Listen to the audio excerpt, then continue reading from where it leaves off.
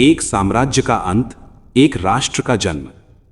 1947 का भारत सिर्फ एक तारीख नहीं था, ये इतिहास का वो विस्फोटक मोड़ था जहां लगभग 2 शताब्दियों की औपनिवेशिक हुकूमत के बाद भारत ने अपनी आत्मा को फिर से परिभाषित किया। 15 अगस्त 1947 की आधी रात को जब जवाहरलाल नेहरू ने संविधान सभा में ट्रिस्ट विद डेस्टिनी का भाषण दिया, तब वो क्षण केवल सत्ता हस्तांतरण नहीं था, बल्कि सभ्यताओं की टकराहट, त्याग, रक्त और पुनर्जन्म की कहानी का चरम बिंदु था। लगभग 200 वर्षों तक ब्रिटिश ईस्ट इंडिया कंपनी और बाद में ब्रिटिश राज के शासन ने भारत की राजनीति, अर्थव्यवस्था और समाज को अपनी रणनीतियों के अनुसार ढाला। 1857 के विद्रोह से लेकर असहयोग, नमक सत्याग्रह और भारत छोड़ो आंदोलन तक स्वतंत्रता संघर्ष कई चरणों में परिपक्व हुआ, जिसमें महात्मा गांधी का अहिंसक प्रतिरोध, सुभाष चंद्र बोस का सशस्त्र संघर्ष और सरदार वल्लभ भाई पटेल की संगठनात्मक दृढ़ता समानांतर धाराओं की तरह बहती रही। द्वितीय विश्व युद्ध ने ब्रिटिश साम्राज्य को आर्थिक और सैन्य रूप से कमजोर कर दिया। वैश्विक स्तर पर उपनिवेशवाद के विरुद्ध माहौल बना और भारतीय जनमानस निर्णायक बदलाव की मांग पर अडिग हो गया। इसी पृष्ठभूमि में 1947 का विभाजन इतिहास का सबसे दर्दनाक अध्याय बनकर उभरा, जब धार्मिक आधार पर भारत का बंटवारा कर पाकिस्तान का गठन किया गया, जिससे लगभग 1.4 से 1.5 करोड़ लोग सीमाएं पार करने को मजबूर हुए और अनुमानित 10 से 15 लाख लोगों ने सांप्रदायिक हिंसा में अपनी जान गंवाई। पंजाब और बंगाल की धरती पर रेलगाड़ियां लाशों से भरी मिली। गांवों और शहरों में आग, भय और प्रतिशोध का वातावरण था। परिवार बिखर गए। सदियों से साथ रह रहे समुदाय अचानक दुश्मन घोषित कर दिए गए। फिर भी इस अराजकता के बीच एक नई संवैधानिक व्यवस्था की नींव रखी जा रही थी, जिसमें लोकतंत्र, सार्वभौमिक मताधिकार और संघीय ढांचे का संकल्प शामिल था। 565 रियासतों को भारतीय संघ में मिलाने का ऐतिहासिक दायित्व सामने था, जहां कूटनीति और दृढ़ राजनैतिक इच्छा शक्ति के सहारे एकीकृत राष्ट्र का निर्माण होना था। आर्थिक रूप से देश विभाजन के बाद कमजोर स्थिति में था। कृषि पर निर्भरता, औद्योगिक ढांचे की सीमाएं, विस्थापितों का पुनर्वास और प्रशासनिक पुनर्गठन जैसे विशाल कार्य सामने थे। अंतर्राष्ट्रीय मंच पर शीत युद्ध की आहट सुनाई दे रही थी। ऐसे समय में नव स्वतंत्र भारत को अपनी विदेश नीति की दिशा तय करनी थी। 1947 का भारत एक साथ शोक और उत्सव, बिखराव और निर्माण, हिंसा और आशा का संगम था। ये वो वर्ष था जब मानचित्र बदला, सीमाएं खींची, लेकिन साथ ही एक ऐसी लोकतांत्रिक प्रयोगशाला की शुरुआत हुई जिसने आने वाले दशकों में दुनिया को दिखाया कि विविधताओं से भरा भाषाई, धार्मिक और सांस्कृतिक रूप से जटिल समाज भी सार्वभौमिक मताधिकार और संसदीय प्रणाली के माध्यम से स्वयं को संचालित कर सकता है। ये कहानी सत्ता के हस्तांतरण की नहीं, बल्कि पहचान की पुनर्स्थापना, आत्मसम्मान की पुनर्प्राप्ति और एक ऐसे राष्ट्र के जन्म की है जिसने विभाजन के घावों के बावजूद लोकतंत्र, धर्मनिरपेक्षता और समावेशी विकास को अपनी आधारशिला बनाने का संकल्प लिया। विभाजन की आग और राष्ट्र निर्माण की परीक्षा। 1947 के बाद का भारत केवल स्वतंत्र नहीं था, वो विस्थापन, अव्यवस्था और अनिश्चित भविष्य के बीच अपने अस्तित्व को व्यवस्थित करने की ऐतिहासिक चुनौती से जूझ रहा था।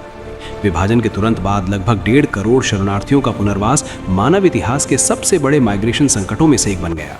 दिल्ली, पंजाब और पश्चिमी उत्तर प्रदेश के शहरों में अस्थायी शिविरों की कतारें लगीं। खाली पड़ी संपत्तियों का पुनर्वितरण हुआ। प्रशासन को कानून व्यवस्था, राशन, आवास और रोजगार की समानांतर व्यवस्थाएं खड़ी करनी पड़ी। इसी समय 565 से अधिक रियासतों का एकीकरण भारतीय संघ के लिए निर्णायक परीक्षा था, जहां सरदार वल्लभ भाई पटेल और वीपी मेनन की रणनीति ने कूटनीति, दबाव और कानूनी समझौतों के मिश्रण से अधिकांश रियासतों को भारत में मिला लिया।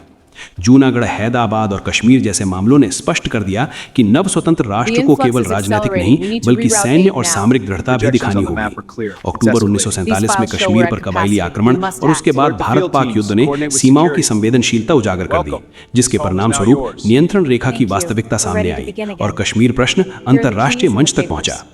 इस उथल पुथल के बीच केंद्र में जवाहरलाल नेहरू की सरकार प्रशासनिक ढांचा पुनर्गठित कर रही थी। भारतीय सिविल सेवा को भारतीय प्रशासनिक सेवा में रूपांतरित किया गया। रिजर्व बैंक और वित्तीय संस्थानों को राष्ट्रीय प्राथमिकताओं के अनुरूप दिशा दी गई। जनवरी 1948 में महात्मा गांधी की हत्या ने राष्ट्र को भीतर तक झकझोर दिया। सांप्रदायिक तनाव के बीच उनकी मृत्यु ने धर्मनिरपेक्ष और समावेशी भारत के संकल्प को और कठोर बना दिया। इसी कालखंड में संविधान सभा ने गहन बहसों के माध्यम से मौलिक अधिकार, समान नागरिकता और सामाजिक न्याय की अवधारणाओं को अंतिम रूप देना शुरू किया, जहां डॉक्टर भीमराव अंबेडकर की अध्यक्षता में प्रारूप समिति ने आधुनिक लोकतांत्रिक ढांचे की संरचना तैयार की। आर्थिक दृष्टि से देश खाद्यान्न संकट, औद्योगिक आधार की कमी और विभाजन के कारण संसाधनों के असमान बंटवारे से जूझ रहा था। कराची बंदरगाह पाकिस्तान में चला गया, जूट की खेती पूर्वी पाकिस्तान में और मिले भारत में रह गई, जिससे आपूर्ति श्रृंखला बाधित हुई। फिर भी सरकार ने नियोजित विकास की अवधारणा अपनाई। सार्वजनिक क्षेत्र को बुनियादी उद्योगों में अग्रणी भूमिका देने की तैयारी शुरू हुई। सामाजिक स्तर पर शरणार्थियों ने व्यापार, शिक्षा और उद्योग में नई ऊर्जा भरी। दिल्ली जैसे शहरों की जनसांख्यिकी बदली और एक नई उद्यमशील संस्कृति उभरी। अंतर्राष्ट्रीय परिदृश्य में भारत ने उपनिवेशवाद विरोधी रुख और स्वतंत्र विदेश नीति की दिशा पकड़ी, जिससे आगे चलकर गुट निरपेक्ष आंदोलन की नींव पड़ी।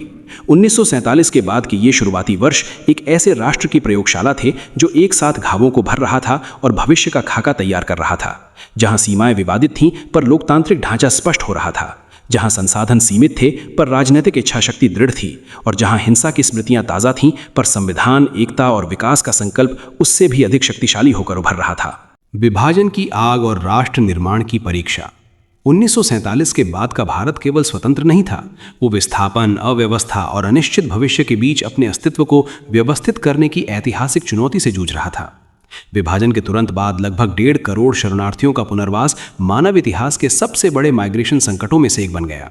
दिल्ली, पंजाब और पश्चिमी उत्तर प्रदेश के शहरों में अस्थायी शिविरों की कतारें लगीं। खाली पड़ी संपत्तियों का पुनर्वितरण हुआ। प्रशासन को कानून व्यवस्था, राशन, आवास और रोजगार की समानांतर व्यवस्थाएं खड़ी करनी पड़ी। इसी समय 565 से अधिक रियासतों का एकीकरण भारतीय संघ के लिए निर्णायक परीक्षा था, जहां सरदार वल्लभ भाई पटेल और वीपी मेनन की रणनीति ने कूटनीति, दबाव और कानूनी समझौतों के मिश्रण से अधिकांश रियासतों को भारत में मिला लिया। जूनागढ़, हैदराबाद और कश्मीर जैसे मामलों ने स्पष्ट कर दिया कि नव स्वतंत्र राष्ट्र को केवल राजनीतिक नहीं बल्कि सैन्य और सामरिक दृढ़ता भी दिखानी होगी। अक्टूबर 1947 में कश्मीर पर कबायली आक्रमण और उसके बाद भारत पाक युद्ध ने सीमाओं की संवेदनशीलता उजागर कर दी, जिसके परिणाम स्वरूप नियंत्रण रेखा की वास्तविकता सामने आई और कश्मीर प्रश्न अंतर्राष्ट्रीय मंच तक पहुंचा। इस उथल पुथल के बीच केंद्र में जवाहरलाल नेहरू की सरकार प्रशासनिक ढांचा पुनर्गठित कर रही थी। भारतीय सिविल सेवा को भारतीय प्रशासनिक सेवा में रूपांतरित किया गया। रिजर्व बैंक और वित्तीय संस्थानों को राष्ट्रीय प्राथमिकताओं के अनुरूप दिशा दी गई। जनवरी 1948 में महात्मा गांधी की हत्या ने राष्ट्र को भीतर तक झकझोर दिया। सांप्रदायिक तनाव के बीच उनकी मृत्यु ने धर्मनिरपेक्ष और समावेशी भारत के संकल्प को और कठोर बना दिया। इसी कालखंड में संविधान सभा ने गहन बहसों के माध्यम से मौलिक अधिकार, समान नागरिकता और सामाजिक न्याय की अवधारणाओं को अंतिम रूप देना शुरू किया, जहां डॉक्टर भीमराव अंबेडकर की अध्यक्षता में प्रारूप समिति ने आधुनिक लोकतांत्रिक ढांचे की संरचना तैयार की। आर्थिक दृष्टि से देश खाद्यान्न संकट, औद्योगिक आधार की कमी और विभाजन के कारण संसाधनों के असमान बंटवारे से जूझ रहा था। कराची बंदरगाह पाकिस्तान में चला गया, जूट की खेती पूर्वी पाकिस्तान में और मिले भारत में रह गई, जिससे आपूर्ति श्रृंखला बाधित हुई। फिर भी सरकार ने नियोजित विकास की अवधारणा अपनाई। सार्वजनिक क्षेत्र को बुनियादी उद्योगों में अग्रणी भूमिका देने की तैयारी शुरू हुई। सामाजिक स्तर पर शरणार्थियों ने व्यापार, शिक्षा और उद्योग में नई ऊर्जा भरी। दिल्ली जैसे शहरों की जनसांख्यिकी बदली और एक नई उद्यमशील संस्कृति उभरी। अंतर्राष्ट्रीय परिदृश्य में भारत ने उपनिवेशवाद विरोधी रुख और स्वतंत्र विदेश नीति की दिशा पकड़ी, जिससे आगे चलकर गुट निरपेक्ष आंदोलन की नींव पड़ी।